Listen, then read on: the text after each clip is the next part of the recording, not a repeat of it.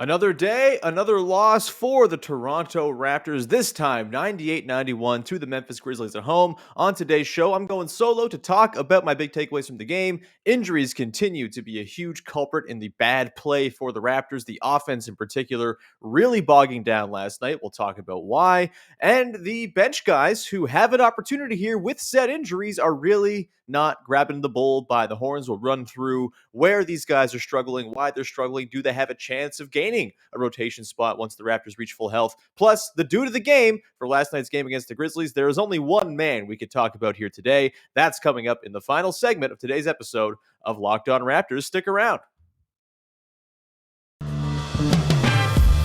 You are Locked On Raptors, your daily Toronto Raptors podcast, part of the Locked On Podcast Network. Your team every day.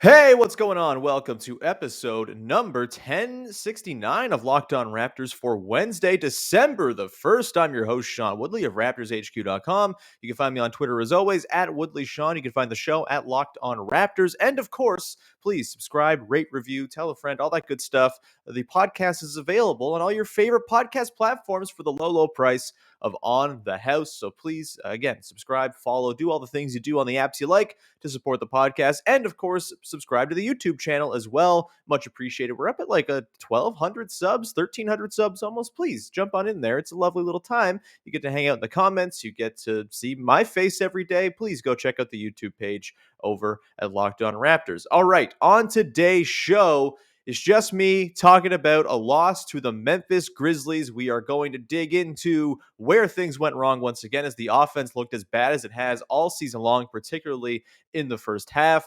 Injuries continue to plague this team. We'll get into why that is still very much the biggest culprit here for the recent run of poor play, as boring as that might be. Plus, we're going to talk about the guys who are decidedly not taking the bull by the horn, seizing the day, trying to wedge their way into the rotation once the team is at full health. We'll run through some quick hitters on those guys, and we will close things out with the dude of the day. But first, got to tell you about our friends over at Truebill, who are the ones bringing you today's episode. Is a new app that saves you money by helping you identify and stop paying for the subscriptions that you don't want or need, and you can even negotiate better deals on those you want to keep with Truebill.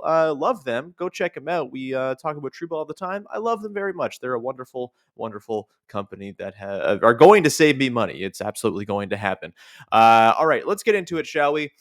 Biggest takeaway for this game is, again, the injuries continue to be the biggest reason for this team's struggle. I know it's a boring thing to say. Maybe it's excuses or whatever, but it's undeniably true. They are currently missing OG Anunoby, Trent Jr., and Khem Birch. That trio combines to comprise two of the team's three best shooters, including two of their best catch-and-shoot guys who are able to work as outlets for Fred VanVleet, Pascal Siakam, and the like. They are missing their best screener in Khem Birch, who obviously is far and away the best screener they have on this team. It's not even close, and he is like it's not a sexy skill or anything like that, but it's a certainly valuable one when you run pick and roll, when you're doing anything involving a big man. Having a guy who can actually make contact with the defender, which is the whole point of a screen, it's not happening right now because Khem Birch is not available and Precious Achua is just not doing that whatsoever.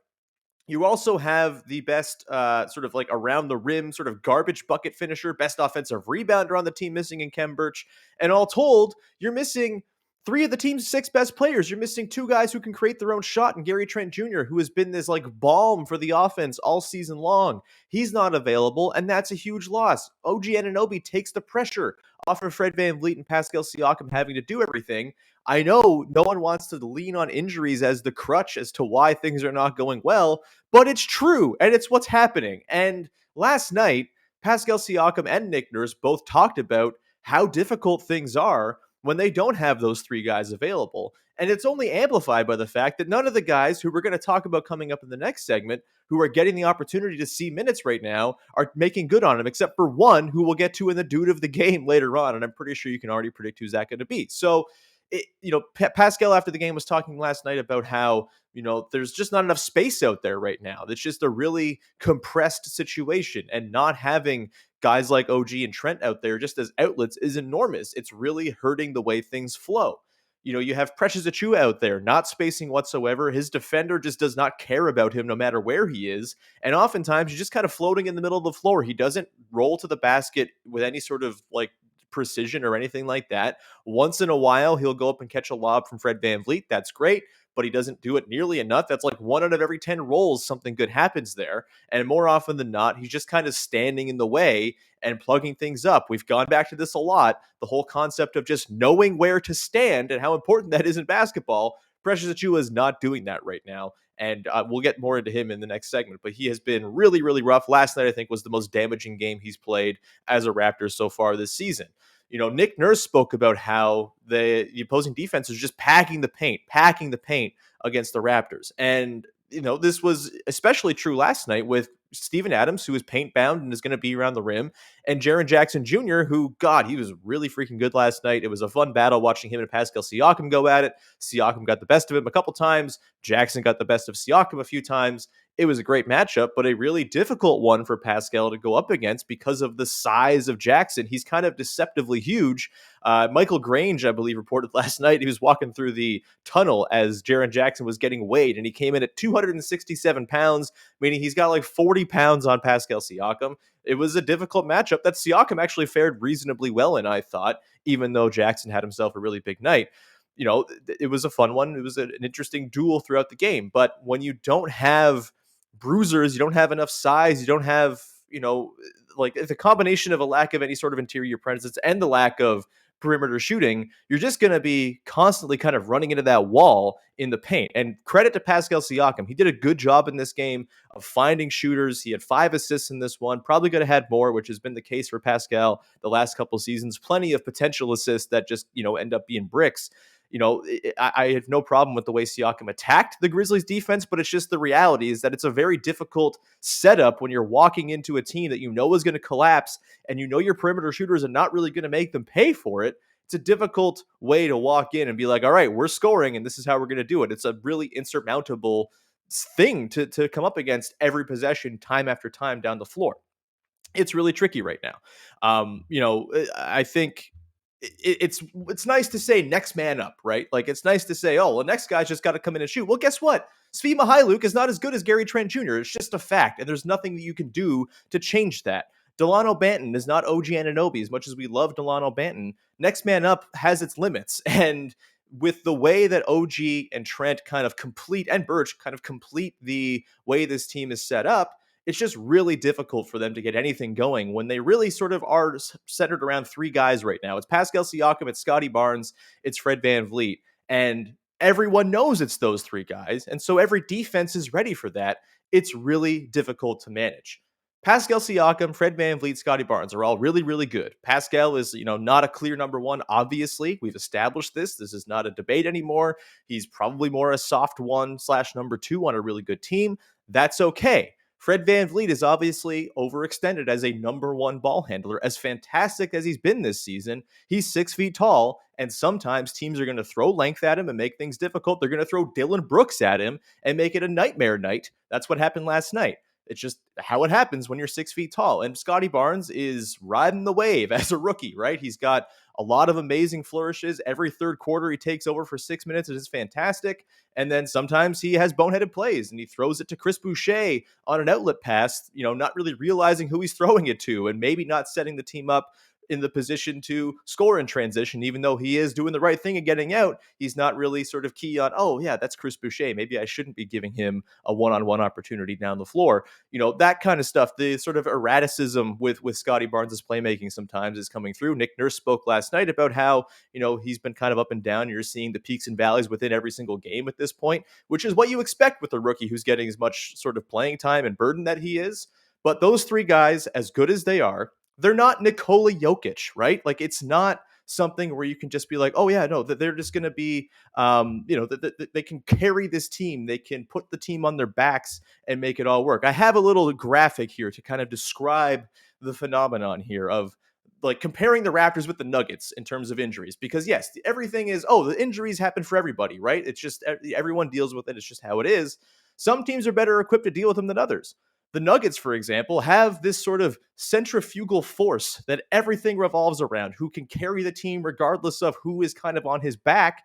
he can make it happen and they can be respectable and win half of their games. The Raptors don't have that. They are more of an egalitarian setup.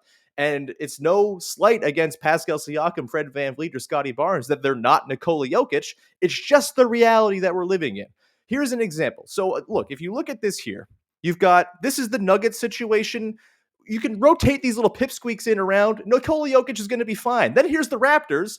They're all kind of the same, but when you take two of those guys out and you swap in two guys who are little pipsqueaks like all of the Nuggets teammates, you end up that team going up against the Nuggets, who are, of course, loaded with Nikola Jokic, regardless of who the pipsqueaks are. There's always going to be a disadvantage when you don't have that, top star, and that's okay. We knew that about this Raptors team. This is nothing new. Nothing has changed about the complexion of the team.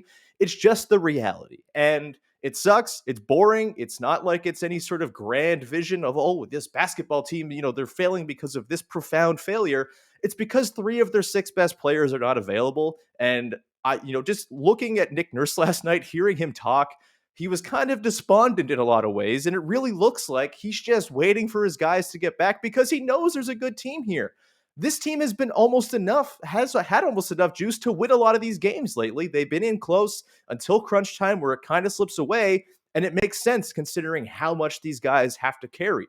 Pascal Siakam is awesome, but sometimes he's going to get in foul trouble. And that was a problem for him last night. It was not great, not ideal considering the circumstance. You just can't afford that. You needed him out there, for more than the 30 minutes he played. He just, that's got to be something he's smarter about. That was a rough time. He missed a couple of threes in crunch time yesterday. And normally those mistakes, those glaring things, don't always come back to bite you. But when you have this little margin for error, they're always going to come back to bite you because they take your margin for error down to 0. And that's what happened for the Raptors last night. It's an unfair burden to put on Siakam, Fred, and Barnes to have to be perfect all the time. But that's kind of the situation right now. And it's not being helped because the guys behind them in the pecking order are not lifting their weight whatsoever. And we're going to get into that in just 1 second here. Dive into how and why the rotation guys behind the top 3 in this current setup of the team are just not getting it done. We'll dig into who maybe still has an inside shot, or a shot at making it into the rotation once they're healthy.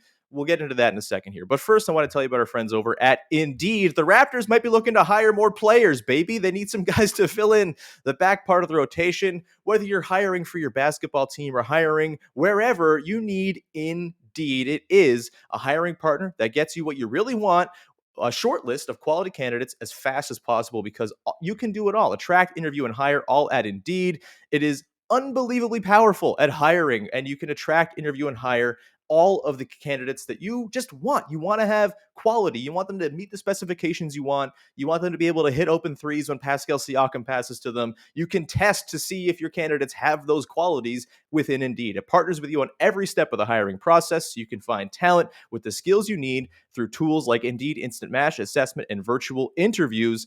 And it's just a fantastic place. Hiring is a nightmare. Going through and finding people for your jobs is not an easy thing to do. You want to find the best person. You don't want to just find the person who appears. You want to find the best person for the job. And with Indeed assessments, you can reduce your hiring time by 12% according to Indeed data worldwide. You can pick what skills are important to you from over 135 assessments and get a clear view of your top talents' abilities faster. Get started right now with a $75 sponsored job credit to update your job post at Indeed.com/locked, LOCKED. Get a $75 credit at Indeed.com/locked, Indeed.com/locked. Offer valid through December 31st. Terms and conditions applied. Need to hire? You need Indeed. And today's show is brought to you by our friends over at Built Bar. Built Bar, the new holiday dessert, baby. It's the Christmas season now. It's the holiday season. You've got festivities. You've got food coming up over the course of the next little while. Thanksgiving was last week, of course, for our American pals. There's a lot of indulgence going on. But if you want to cut out some of that indulgence and, mix in a little bit of, something that feels like you're being indulgent, but not actually, then Built Bar is for you. They are covered in 100% real chocolate. They carry like less than half the calories of a typical piece of pie or cake. 130 calories in most Built Bar flavors, just 4 grams of sugar and plenty of protein. You can replace any sweet confection with a Built Bar and feel happy about it. You can share some at your family gatherings. You can pack them as gifts, like what little stocking stuffer that would be, a little pack of Built Bars. And they have limited time flavors arriving all month long at Built.com. So be sure to check the site often. Plenty of great things. They've got caramel apple, caramel almond that is right now going on right now. That is a delicious flavor. It's in my fridge right now. They got the Built Puffs too. There's a ton of stuff available for you. And of course, you can go to Built.com and use the promo code LOCKED15 anytime and get the 15% off discount from your order. That is the promo code LOCKED15 for 15% off at Built.com. Thanks to Built Bar for sponsoring the podcast. All right, let's continue on here and dig into some of the role guys who are just not cutting it right now for the Toronto Raptors. Let's begin with Precious Achiuwa, who I mentioned in the first segment. Last night was as bad a game as we've seen Precious Achiuwa play so far this season. Just 5 points on 1 of 8 shooting, 5 boards. The start of the third quarter, they ran the offense through him like a whole bunch, and it ended up kind of working because he got fouled in a couple bailouts by Jaren Jackson Jr., but for the most part, it was just nightmare process. And I don't really know why there's this need to include Precious Achiuwa in the offense all the time, but it's happening and it's not leading to anything good because he's not a good offensive player. He's clearly the worst offensive player on the team. He doesn't really have much of a bag. He doesn't really know, again, where to stand, where to be. He just is constantly clogging things up. And honestly, the Raptors last night got bludgeoned on the glass. They were down. They gave up 18 offensive boards. They were just getting destroyed by Steven Adams and Brandon Clark all night long. And yet still, when Precious Achiuwa fouled out with 5.5 minutes left and brought Yuta Watanabe in, I was relieved because I knew, okay, well, this is going to be bad for rebounding probably, but there's going to be life to the offense. There will be some space breathed into things here, and it's just not working right now with Precious Achiuwa, with the starters in particular. I think there's a place for him in the second unit as sort of like this chaos agent flying around, playing against second units and not really having to go up against the big bruisers all the time. But with the starters, he's just not a guy right now. There are some guys who are great at playing with good players and can play off of them. I think of like DeAndre Bembry, for example, last season. When he was at his best, he was playing with the best Raptors players and providing connection between them all. That's not what Precious Achiuwa is doing. He is not a connector in any way. He does not pass. He is constantly looking to shoot. He is a black hole in the Raptors offense right now, and he doesn't do anything to free up his teammates either. He doesn't command attention to pull help away from Pascal Siakam as he's driving, for example. Like, you don't see those big-to-big passes whatsoever because there's just no lane whatsoever to Precious Achiuwa. He doesn't know where to place himself. He doesn't know where to be the sort of outlet. He doesn't, flash to the nail like, for example, Scottie Barnes or Khem Birch do so well to get those floater range shots. It's just not something Precious is attuned to do right now. And he's not a good enough finisher to want to run a ton of pick and roll with him either. You give the ball to him in space, he's maybe going to put it up, probably going to miss. Sometimes you're just going to kick it out of bounds or turn it over or make a silly play, get a little ahead of himself. He just is operating. His body can't quite catch up with what his mind wants to do, and it's just not a good product right now. Again, I think he can work a little bit better with second units because he's chaos, because he can kind of, surprise teams, come in and, be like this little bit of chaos and all of that. But I just don't think he connects the starters in any way right now, and especially in the way that like Khem Birch does. And for me, I keep finding myself wanting the Raptors to go small instead of playing Precious. They're the same size anyway. Yuta Watanabe is just as big as Precious Achiuwa. Yes, you're asking Scottie Barnes and Pascal Siakam to slide up a position, but I think it's worth it in this case because they're just not good with Precious on the floor right now. And when he comes out of the game, when they added an extra shooter, things just become a lot easier and smoother. That's not a surprise to me. I think Precious is going to be in the rotation. I had mentioned earlier in the season, hey, maybe the G League would do him some good or something like that. I don't think that's happening at this point, but he was really, really brutal last night. His defense was not there either. He was bailed out a lot by Pascal Siakam and Scottie Barnes, who were excellent in help last night, but he demanded a lot of help because he just had no way of dealing with the Adams-Jackson combo in the front court. So Yeah, rough stuff from Precious Achua. Again, I still think there's a lot there. He obviously is capable of really good things. His defense has by and large been quite good this year, but just a really, really rough game for him last night, and puts into question where he's going to slot in once the team is healthy again.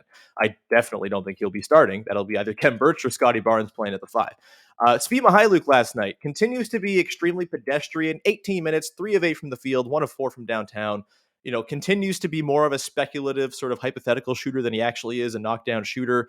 And the fact that he didn't play late in this game, lost his spot to Yuta, didn't really factor in the second half all that much at all. I not surprised. Like, he just was not bringing it. And the nights where he's hot, they're great, but they're few and far between at this point.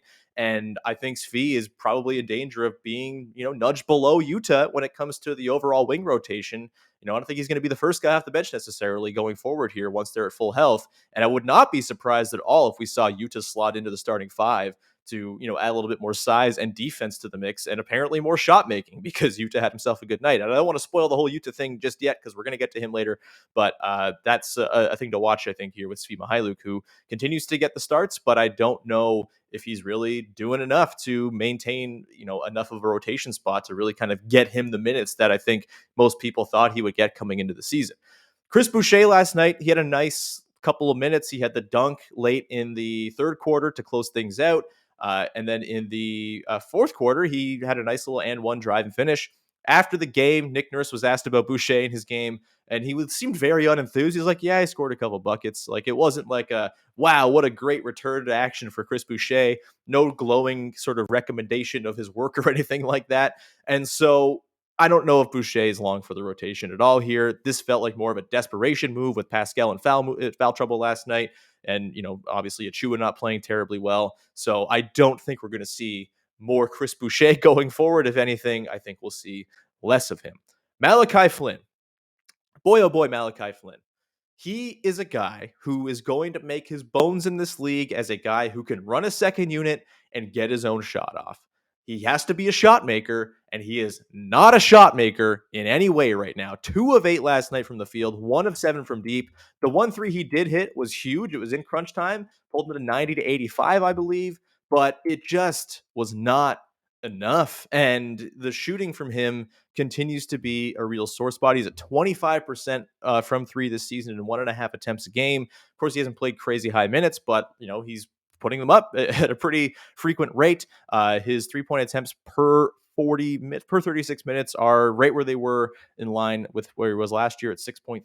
He was at 6.5 3-point attempts per 36 minutes last season. So he's putting them up with aplomb. They're just not going down. And he is not good enough at the other things. Like, he's not a good enough, strong enough defender. He's not a good enough, overall playmaker right now to get by without scoring. Like, he has to score in these really offensively starved second units, and he's not doing it right now. He got some run last night in crunch time and all of that. That was nice to see, to get a little bit of trust, I suppose.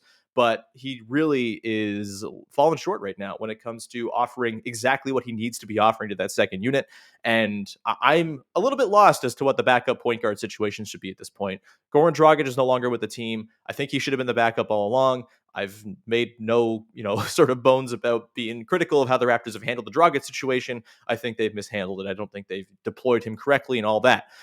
With Flynn, I think he's got to keep playing, because you can't have Fred VanVleet continuing to play 40 plus minutes, although he did again last night playing 42. But I'm really, really skeptical. I'm starting to get a little bit worried about Flynn and where things are going to round into form here. Ideally, some G League time would be great, but I think they need him on the NBA roster just for that point guard ball handling. And I am a little bit concerned right now about the development track for Malachi Flynn. You would hope the shooting is going to come along at some point. He had his moments last year, but still just shot 31% from three last season. It's not been a real sort of hallmark of his game, and that is kind of cutting off all of his effectiveness right now.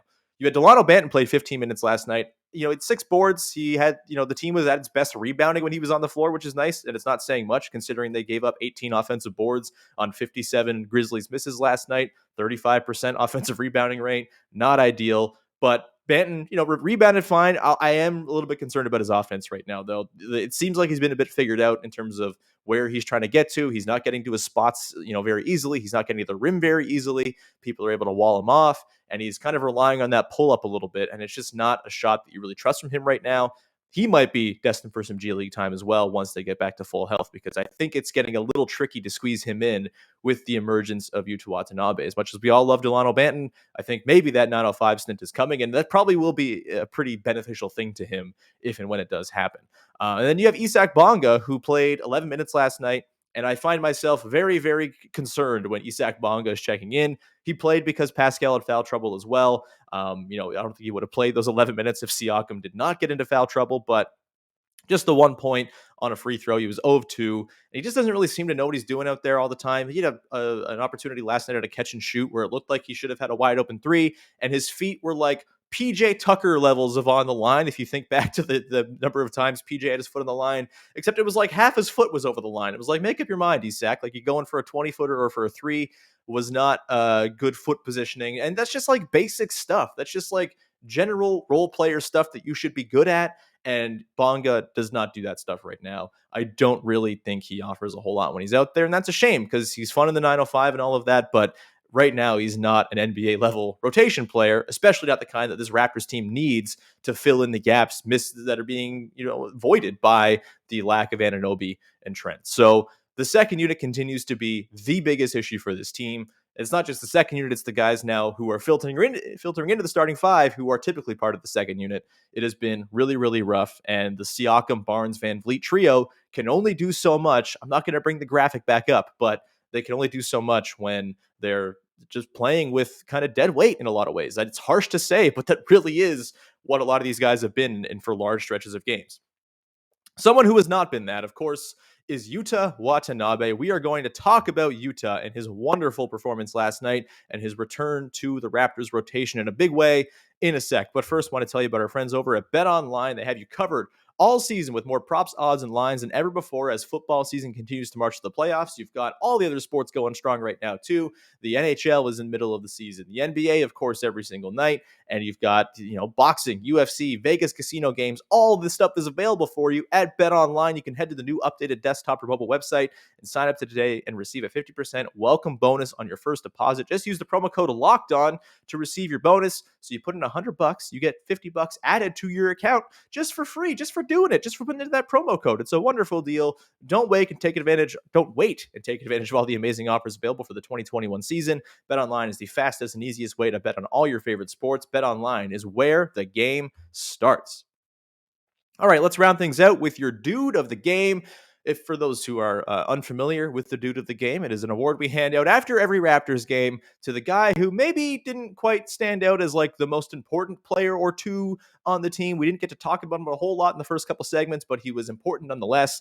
And the dude of the game here is unquestionably Yuta Watanabe, who finally gets on the board with his first dude of the game win of the season in his third game back. He was delightful last night. He played a total of, 29 minutes. He had 11 points, 6 rebounds, 3 of 8 from downtown, 4 of 9 overall. His rebounding was really effective. Like, the Raptors, again, got bludgeoned on the boards this entire game, but they were at their best rebounding-wise in most of the stretches where Yuta played. He played crunch time, and I thought that was the right call. I would have done that earlier in the week as well. In that Celtics game, I would have put in Yuta. I know he's on the minutes restriction, but he was at just 13 minutes when they got to the fourth quarter. Thought maybe they could have milked a few more minutes out of Yuta. And he just adds space that is so desperately needed to this team. He's a good shooter. He gets it up quickly. He's got a nice looking stroke. He's lefty. It's beautiful to see.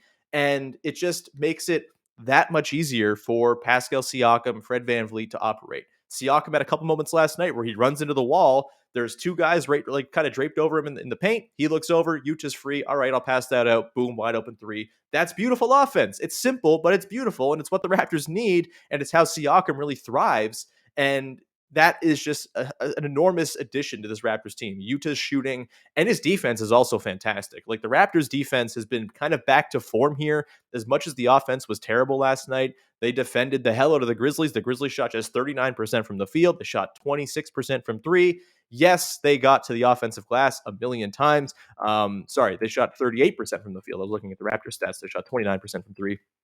Yeah, they got the 18 offensive rebounds sucked, but the Grizzlies are like the Raptors in that they really prioritize offensive rebounding, and the Raptors' defensive rebounding has been terrible. So that's not a matchup disadvantage that I was surprised to see for the Raptors in this one.